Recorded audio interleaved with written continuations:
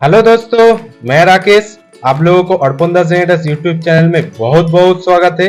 पिछले वीडियो में मैं आपके सामने डिस्कस किया था कि डायरेक्ट सेलिंग बिजनेस में ड्रीम लिस्ट करना क्यों बेहद जरूरी होता है और क्यों आपको करना ही चाहिए इस बिजनेस में सक्सेस होने के लिए। अगर आप नहीं देखे हुए तो जाके आप पिछले वीडियो को फिर से एक बार देख लीजिए। और आज मैं आपके सामने और एक नए टॉपिक के ऊपर डिस्कस करने वाला हूँ जिसके माध्यम से आपको और भी लाभ मिल सके। इसके लिए इस वीडियो को एंड तक बिना स्किप किए जरूर देखें। और अगर आप इस चैनल में नए आए हुए हैं तो इस चैनल में जाके सब्सक्राइब बटन में क्लिक करके बेल आइकन को प्रेस करके रखिए ताकि इस चैनल में आने वाले हर एक नए वीडियो को आपके पास जल्द से जल्द पहुंच सके। तो चलिए आज का इस वीडियो हम शुरू करते हैं।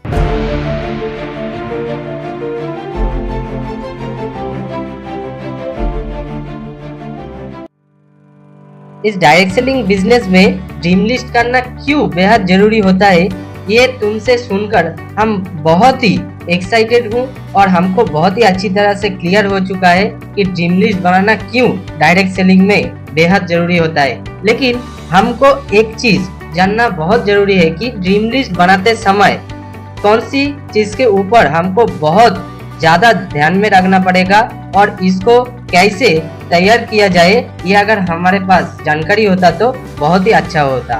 जरूर बताएंगे सुमन। तो पहले आपको जानना है कि ड्रीम कितना तरीके का होता है। ड्रीम होता है 3 तरीके का।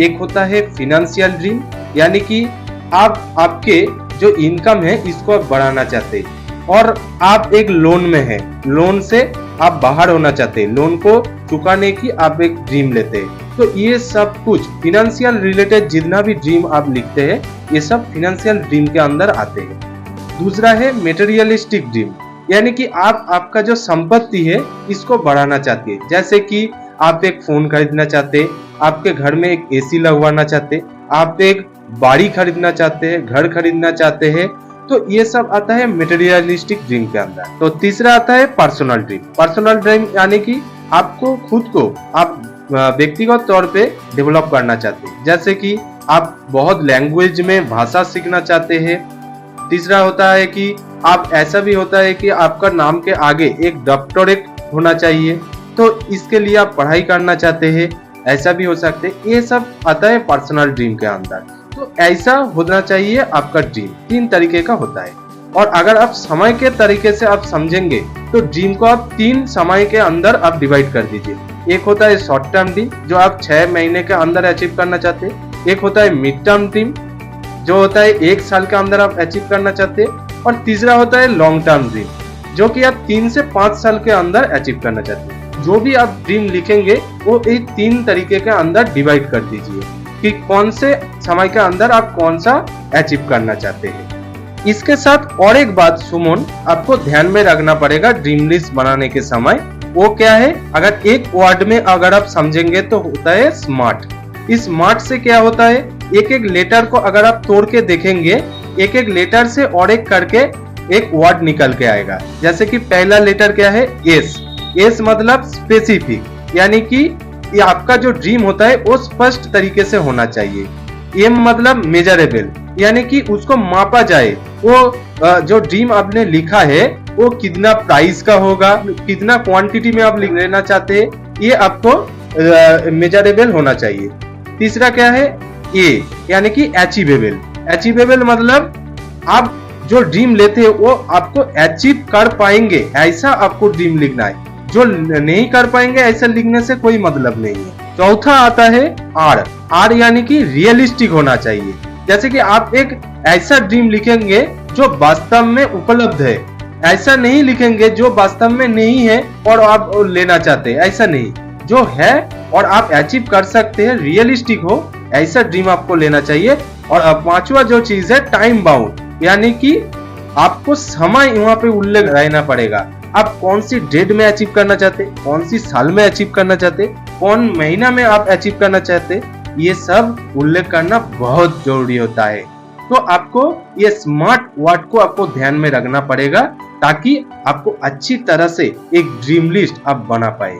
और इस ड्रीम को कैसे आपको सजाना है आपको एक पेज लेना है। पेज के लेफ्ट साइड पे सीरियल नंबर देके, डेट टाइम देके, उसका ड्रीम स्पेसिफिक तरीके से आपको लिखना है। उसके पास आपको प्राइस भी मेंशन करना है और उसका जो फोटो है जो आप अचीव करना चाहते हैं, अगर आप घर खरीदना चाहते हैं तो उस घर का डिजाइन कैसा होगा वो आप गूगल से एक डाउनलोड करके उस ड्रीम हाउस का आप एक फोटो लेके वहां पे लगा सकते हैं। ऐसे करके आपको वो ड्रीम लिस्ट आपको तैयार करना है और इस ड्रीम लिस्ट को और एक पेज में लेके आप इसको क्या करना है, एक डायरी के अंदर छुपा के नहीं रखना है। इसको क्या करना है, इस ड्रीम को लिख के आपके घर के सामने दीवार पे जिसके सामने आपको बार बार आपका आंखों का दृष्टि जाता हो वहां पे आपको लगा देना है, ताकि आप जब बार बार घर में घुसेंगे तो उसके अंदर आप आंखों का